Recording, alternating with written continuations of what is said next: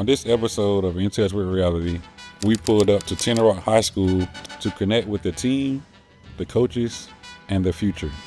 So today we're in the gym, in the locker room, and in the barber chairs, building confidence through the clippers and having real conversations about life, responsibility, and opportunity. Our mission is simple. Reach out and touch the next generation, pour confidence into these young men, and remind them that who they become in life matters more than the scoreboard. This isn't just a show, this is mentorship, this is community, this is In Touch with Reality, conversations that shift culture.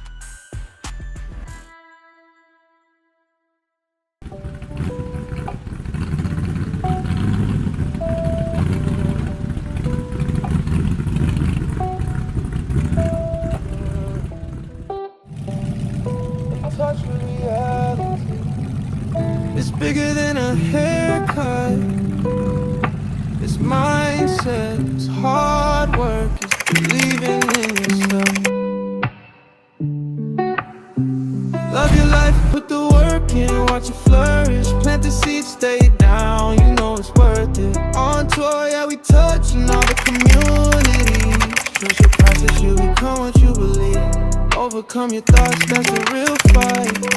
Work every day, build a real life. From the chair to the screen, we creating change. If you want a new life, you can't stay the same. Love your life, put the work in, watch it grow. Stay solid even when it's moving slow. Touch the city, yeah, we really in the streets. Trust your process, you become what you believe. In touch with reality. Conversations that shift culture. You must believe.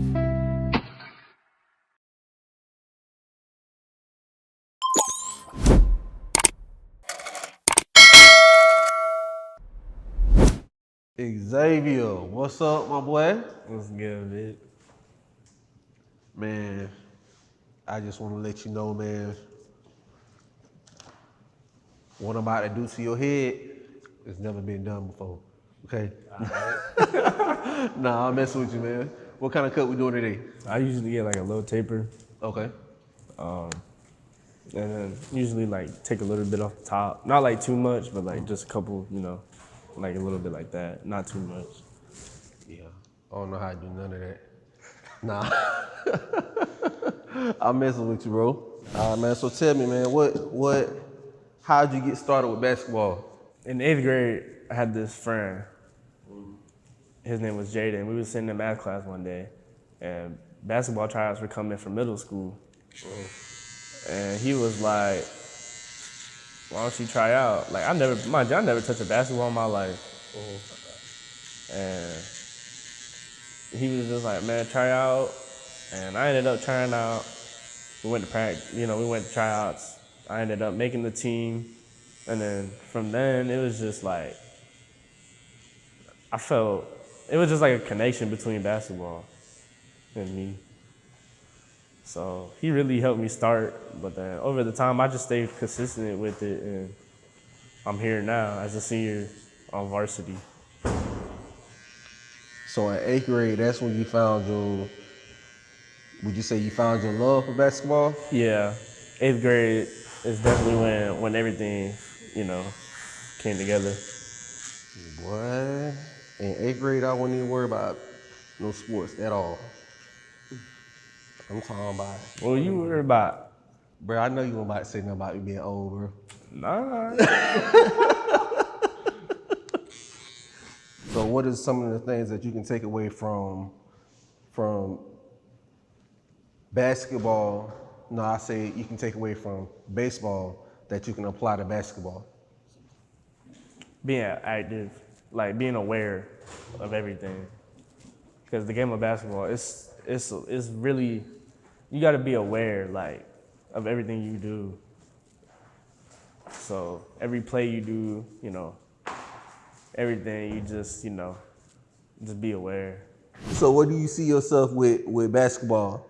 Like you have a school that you looking at that you want to go to? Not per se. I mean, I am still gonna try, I am gonna put out my college applications and stuff to some coaches I would like to stay local, like in Florida. So Okay, so you probably gonna be looking at some like Miami, cause you know that's my team. Or Florida State. Yeah. Somewhere one of those teams. But if you want to go to Miami, you know what I'm saying, that would be a good choice, man. So what kind of grades you making, man? A's and B's. I'm actually doing enrollment. Okay. So I go to technical college. I go to Travis Technical College. So I go there. I got certifications and stuff to work on cars. Okay, so that's something that you like doing in your spare time? Yeah, That's what's up. that's really like a main hobby. What made you get into that? My dad's been a mechanic since he was 15. My dad turning 50 this Thursday. Man, so you know a little bit about cars. Oh yeah, I actually work at the dealership now.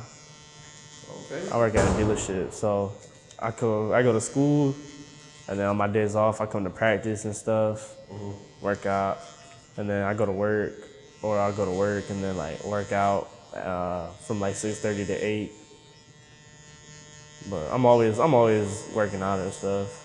So what drives you? What keeps you going? Being that you are, sounds like you stay busy, man. So what keeps you going? What, you know, that tells you like, man, I gotta keep going until I succeed and achieve what it is that I'm setting out to achieve.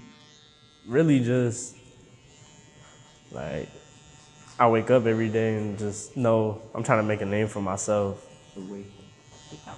So it's just go out and just, you know, do the best I could do every day. So tell me a little bit about this, because you say you dual enroll, right? Yeah. So tell me about that. Like, what is dual enroll for the people that don't know? So basically, dual enrollment is like, I'm at a college, but I'm still enrolled under Tenor Rock. So I'm doing all my classes and then I'm doing my trade at the trade school, but I'm still at Tenor Rock, so I can still attend prom, homecoming. I can still play sports. I can still do, you know, like after school activities and stuff. How are you managing your school life balance with everything else? With work, with basketball, then just having a social life? Just knowing like when your days off are, like, you know, if you work yourself one day, you know, all right, I can take a break the next day. And really just time management, like just understanding this needs to get done first, and then like schoolwork is always done first. And then it comes work, sports, and then just other stuff like social life, like you said. Well, listen, you better than me, man. When I was your age, man, you talking about, my mama had to stay on to me about stuff, had to keep reminding me about things I need to do in school. I've been pretty good just because I got siblings, so I looked from their mistakes. I'm the last of 5. Oh, you the youngest of the 5? Yeah, I'm the youngest, and I'm 18 now. So all my brothers and sisters are grown. So do you feel any pressure from being the youngest of? Oh yeah, for sure. And the reason why I asked you that, because I'm the youngest of 4. Yeah, I definitely feel the pressure. With this being your senior year, what is your lasting impression that you want to leave? Like, if you want everybody to remember you, what do you want them to remember you as? Always try your best and always stay loyal to your friends. What you averaging per game?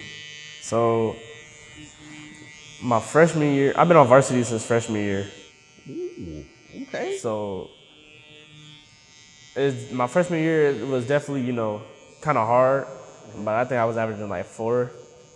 And that's just because, like, you got the older guys that have been playing here since they freshman year, so it's, you know, you got to compete with them.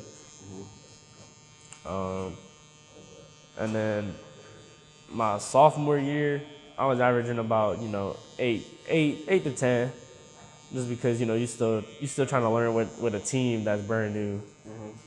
And then junior year, last year, I was averaging probably like 15 15, you know, about 15 every game almost. At least you try to push for 15. And then this year, it hasn't been really set, but the first 2 games we played, I had 20 the first game, and then I had 25 the second game. And that was against Mulberry. The 25 game was against Mulberry. And then we played McKeel and a couple other teams. I had scored like 8. It was just a low scoring game. It was just an off night. So if I had to say, I probably, by the end of the year, probably like 15, 16 again. Okay. Who was the hardest team that y'all had to play against? Right now, or just in general, all 4 years? Just all in general. In general, I want to say there's 2 teams. Discovery and a team from Altamont. It was a team from Altamont. They definitely put up a challenge, but they really didn't win by a lot. They won actually by 1 point, and we was down, and we ended up coming back, and we lost by a point. So Discovery is the one that give y'all a challenge every year. oh yeah, which our depending on our schedule, it really just swaps. But like every team we played, really like that's been given like that gives us challenges, is really McKeel. Okay. And that's just because them boys they played summer league, fall ball, like they played with each other for a while. How would you say that you're viewed on the team? I want to say a leader. Okay. Like if I'm having a bad game and somebody else comes in for me, I'd be trying to root on for them. Like I'd be trying to make sure they good, like make sure they do what they're supposed to. And if somebody asks me for help, I'll give them help and stuff and make sure they doing all right. Yeah. Just make them understand that, trying to help them out. Not yell at them or anything, but just trying to help them out to get a better player. Like get them as good as they can get. So when you in the game, right, and let's say that y'all down, and you trying to get back in and get everybody back in the zone, like come on, bro, we got this. How do you execute that? I tell them the game ain't over until that clock hits 0-0 in the fourth quarter. Like once that clock hits 0-0, then the game over. But if we only down like 10, that's nothing. That's a couple layups. That's 4 layups and you back in the game. And really just play defense. Like defense is a big key to winning games and stuff. But definitely, the clock one. The game ain't over until that clock hits 0-0. But what got you in the barber, like into becoming a barber?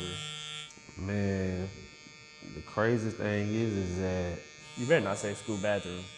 I'ma cry. all right, so look, what you say? You say you started basketball in 8th grade? Yep. That's when I started cutting.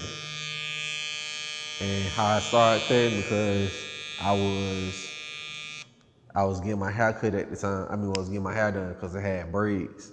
I was getting my hair done. My mom was taking too long. And this was back when, Omarion from B2K? Yep. You know how he had the little hair cut down? Yep. I had that. And so I was like, she's taking too long. So I'm like, man, I'm finna go ahead and, do it myself. I did it. I only did one side though. I did it. I did a good job. Then after that, I was just like curious. And my mama showed me, because my mama, she's a stylist. So she showed me. And then the rest is history, man. So it's in your blood, huh? Hey, you can say that. You can say that. So with you being a mechanic, with that being in your blood, have you rebuilt the car or? Yeah, I have. My truck, so I drive a truck. It's a slammed F-150, so it's on bags. Hold on now, we're gonna have to I don't know nothing about the terminology right now. So I could basically set the whole truck on the ground. Like, to where my doors, when I open it, it scrapes the ground. Oh, so it sit low. Yeah, it's super low. Like, you can't even put a credit card under it. Nah, so how you drive it? I air it up. Okay. Yeah, it's on air, so it goes up and down. Oh, okay, I go gotcha. side to side, like. That's what's up. It's definitely been a pleasure cutting you, man. I see a bright future for you, man, because you got a head on your shoulders. You positive.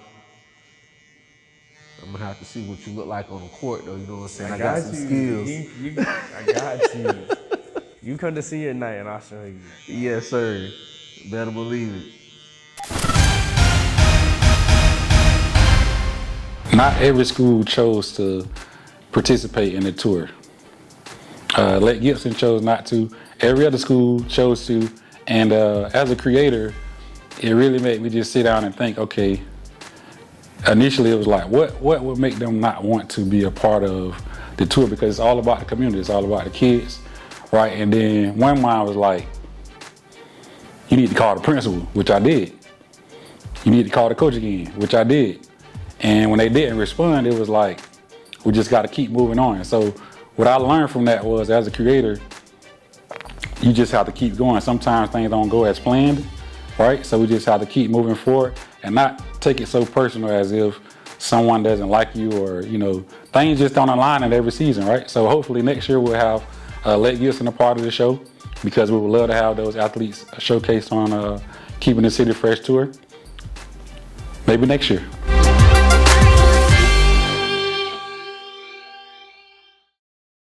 Tariq, what's up, man? No, much, just cooling right now. Bruh, you cutting it off today, right? Nah, So you want this? Nah, I can't eat it like you yet. Come on, man. Bruh, you ain't, so how long you been growing it? I say about a year and a half, almost 2 years. Now, what we doing? Just getting a little taper fade on the sides and a little edge up in the front. So you don't want me to fade the back at all? Just leave the back? Oh, yeah, you're right, fade it back. I mean, you got to tell me what's Nah, going you on. right, you right. You got to tell me. You got to tell me what's good. You got to tell me what's good, dog. You right? How you been doing? Though? Everything been good? Yeah, I'm good. Great, good, and my family done been good too. Just at the house. That's what's up. Oh, I just heard grades are good. 3.5. Yeah. 3.5, man. That's good stuff right there. So, with you being a student athlete, scholar athlete, right, how do you manage to balance schoolwork and playing basketball and running track? But we ain't gonna get over to track just yet. But how you manage all that? I'll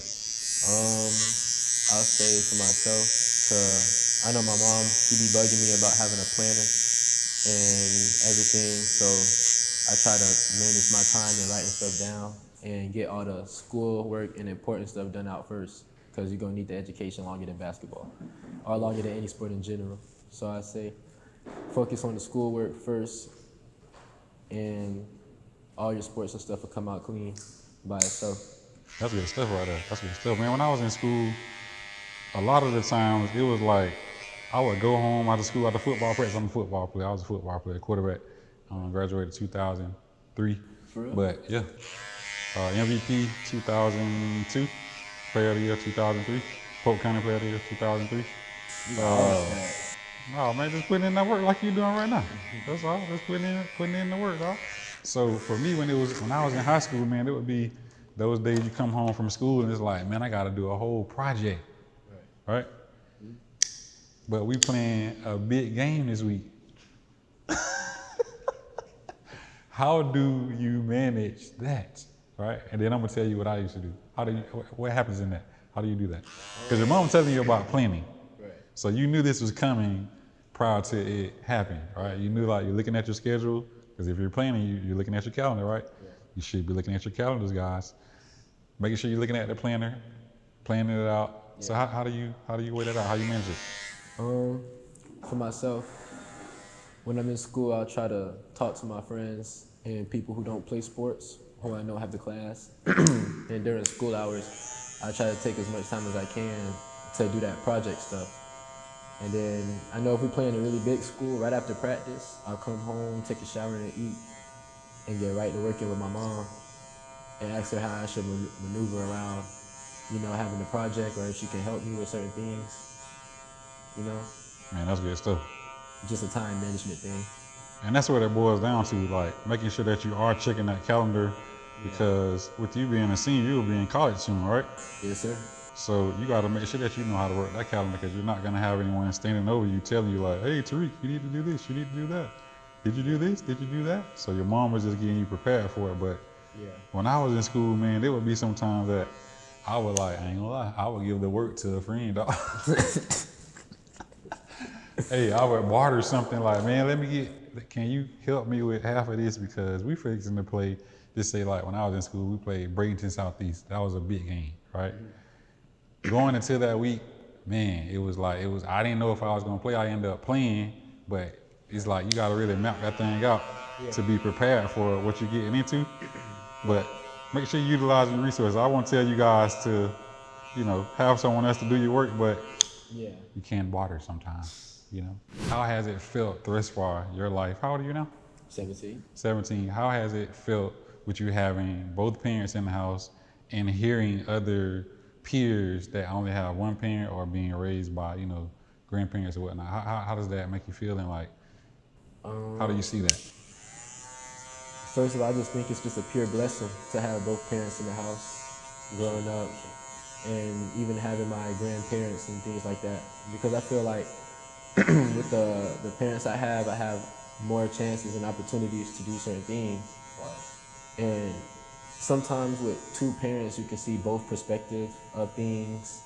Whereas if you only got one, you only can see what that parent knows, from when they grew up. And I think having both my parents, I don't know what I'd do without them. I had them my whole life. Man, I feel you on that. I was blessed to have both of my parents as well, so that's definitely a great blessing. But you're also, like you alluded to, you are able to see the perspective of your dad, which is a male perspective, and also your mom, which is a female perspective. Our moms are more nurturers, so when we get in trouble or we do something wrong, be like, Mom, but I ain't really do nothing though. And your dad are like, boy, I told you not to do that. I told you. I told you not to do that. So, if it was any college that you can go to right now, what college would it be and why? I think for myself, I want to go to I want to go to Florida State. Florida State. Florida State. So we hooping at Florida State, or we running track? What are we doing? I want to hoop at Florida State. He's a track star as well. We're gonna get around to that. All right. Yeah. You just hooping at Florida State? No track? That's not my main sport. So Okay. I wanna hoop at Florida State. Mainly because I really haven't been to North Florida for real. I've only been to Central and South Florida. And I know from my auntie going up there a lot, and she be showing me the photos and the environments and stuff. And it looks pretty nice and chill, and the people up there look really nice from what she be saying on the phone and stuff. But as far as the school, I wanted to go there for advertising, marketing, educational wise or career wise, and they have a good field for that. And it's a high chance rate for me to get in with the grades and academics and stuff I have. 3.5. Now I must add that I've been to Tallahassee a zillion times, right?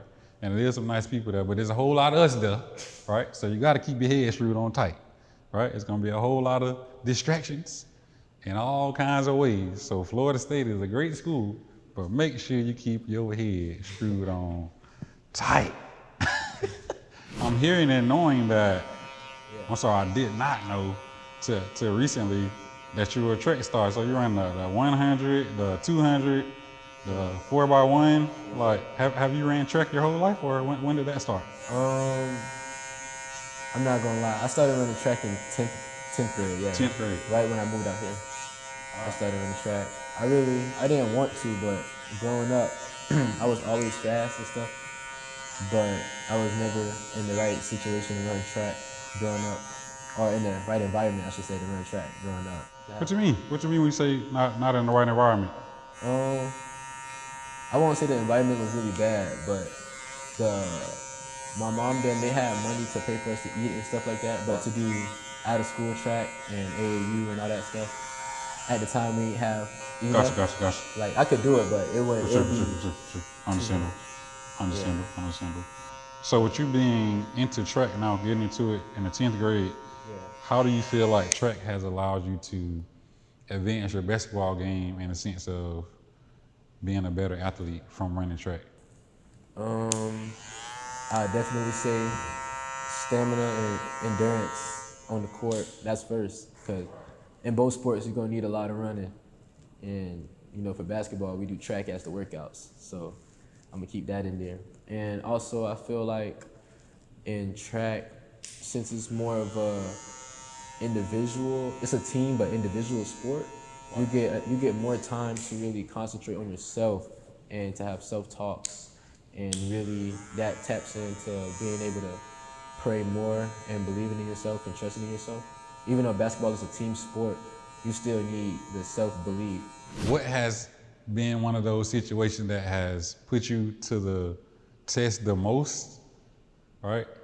And how did you handle that situation? It can be in general. Generally, as a leader on the team though. All right. Well, I got one for basketball actually. For sure. Last week we played Mulberry for our opening home game, and with our main coach, Coach Pearsall, being out, the JV coach, Coach Tiff, been having a coach varsity and JV, and with her being a guard and things like that, and me being a guard, she sees the same thing I see a lot, but she's more verbal and aggressive towards how she talks and things like that. So we used to, I wouldn't say we get into it, but we always didn't see eye to eye on things, and it would seem like she would be picking on me because if the team is out of line, then she'll always yell at me and be like, holding me accountable for JV and varsity as a leader. If the coach is not talking to you, you might be in trouble. You might not be on the team as long as that coach ain't talking to you. Yeah, definitely. Right? If they're not So on you, they don't it's believe different you. ways of doing things. I would say listening to how you presented it, I would say she has more of an old school style. So when I was coming up playing sports, man, the coaches was down our throat, right? Yeah. So I'm accustomed to that. My dad was on me hard, coaches was on me hard, but I know you guys' generation is a little different. Y'all a little, you know what I'm saying, a little more laxed. And I would say it's more so the personality of the person that the coaches have to be more, you know what I'm saying, pay attention to. But just know that it's all love, you know, when they're pushing you to the next level. What was the moment you realized basketball was the thing for you? How old were you? I always been into basketball, like ever since I was a small kid, but it really didn't hit me until I was like 12, around COVID, I should say. Yeah, because where I stayed at, we had a basketball court, and that's when I met my great friend, D. Dan, across town. And we used to go outside, or he'll knock on my door every day, and we'll play basketball. And, you know, I feel like it's such a exciting game to play because you have more to do as an individual person with the ball and without the ball. Right. And like, I don't know what it is, but the passion of doing a move and seeing the ball go into the hoop is a satisfying thing to do. It's a vibration, bro. Yeah. It's about confidence, mentorship, and community. To the players, the coaches, the teachers, and the families, thank you for allowing us to come into your school and be a part of your program. This is bigger than basketball. This is bigger than haircuts. This is In Touch with Reality. Conversations that shift culture. On the next episode of In Touch with Reality, we head over to McKeel Academy, where we meet another group of hungry players, a dedicated coaching staff, and a program built on discipline and hard work. We'll sit down with two of their premier players and their head coach to talk leadership, adversity, and what it really takes to win in basketball and in life. We'll see you at the next school. This is In Touch with Reality. Love your life, put the work in, watch it flourish. Plant the seeds, stay down, you know it's worth it. On tour, yeah, we touching all the communities. Trust your process, you become what you believe. Overcome your thoughts, that's the real fight. Work every day, build a real life. From the chair to the screen, we creating change. If you want a new life, you can't stay the same. Love your life, put the work in, watch it grow. Stay solid even when it's moving slow. Touch the city, yeah, we really in the streets. Trust your process, you become what you believe. In touch with reality. Conversations that shift culture. You must believe.